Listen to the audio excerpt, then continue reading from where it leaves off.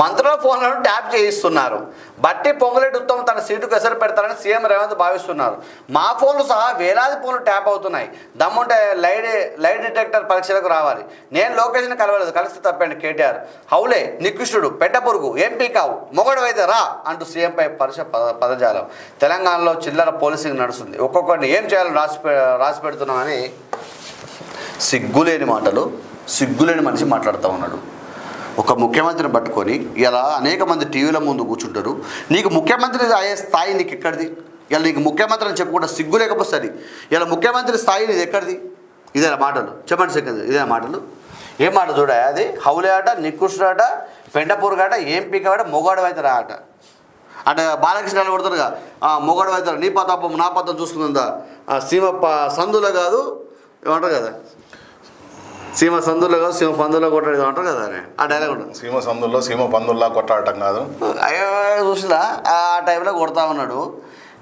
అంటే మీరు గమనించండి మిత్రమా, మంత్రిలో ఫోన్ ట్యాపింగ్ అయింది మీ ప్రభుత్వంలో అని చెప్పి మిమ్మల్ని పిలుస్తూ ఉన్నారు.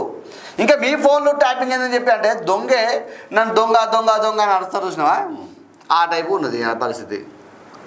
ఎంత నికృష్టంగా మాట్లాడుతూ ఉన్నాడు. ఎంత వాస్తవానికి బీఆర్ఎస్ పార్టీలో ఒక్క కేటీఆర్ గారే, మిగతా వాళ్ళందరూ కరెక్టే ఉన్నారు. వాస్తవానికి హరీష్ రావు గారు అద్భుతంగా మాట్లాడతారు, కవితమ్మ గారు అద్భుతంగా మాట్లాడతారు.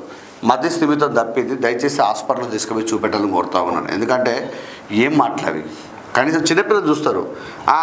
ఏమైనా అవుతావు ఎమ్మెల్యే, ఏమైనా పుస్తకాలు గట్రా చిన్నపిల్లలు ఉంటే ఎమ్మెల్యే అవుతామంటే ఏమని మాట్లాడతారంటే హౌలేగా, నికృష్టుడే, పెంట పొరుగు, దమ్ముడు దేశంగా చూస్తారు రే అంటుంది. ఆ పిల్లలు నేర్చుకునే భాషను మాట్లాడుతూ ఉన్నాడు. ఇదే మాటలు, సిగ్గులేని మాటలు మాట్లాడు తప్పు. ఎందుకంటే మీద ఒక ముఖ్యమంత్రి స్థాయి వ్యక్తివి నువ్వు. ఇవాళ మీ నాయన గారు ఈసారి అధికారం కోసం నేను ముఖ్యమంత్రి చేసే వ్యక్తి. అటువంటి సందర్భంలో అంటే ఫ్రస్ట్రేషన్ లోనైతే శ్రీకాంత్ గట్టి కవితమ్మ బయటకు వచ్చింది. కవితమ్మ ఇబ్బందికర పరిస్థితుల్లో ఎత్తంటే అటు లాక్ అయిపోయాడు. తండ్రి గారు ఫామ్ హౌస్ నుంచి బయటకు వెళ్తాడు. హరీష్ రావు గారు ఎప్పుడు సీటు కేసరి పెడతాడో తెలుస్తలేదు. 3 బాణాలు ఇట్లా గుచ్చుకుంటాను ఇట్లా నెట్లెస్ ఉన్నారు. త్రికోణంలో బందీ అయిన కేటీఆర్ ఆ త్రికోణం మొత్తం గుచ్చుతా ఉంటే ఇట్లా చూస్తూ ఉంటే ఇట్లా ఆలోచిస్తాడు. వాస్తవానికి అంటే కాంగ్రెస్ పార్టీ తెలంగాణలో ఏమేమి హామీలు ఇచ్చింది, ఏమేమి వాగ్దానాలు చేసింది, ఏమేమి చెయ్యట్లేదు, వాటి మీద ఫైర్ కాండి.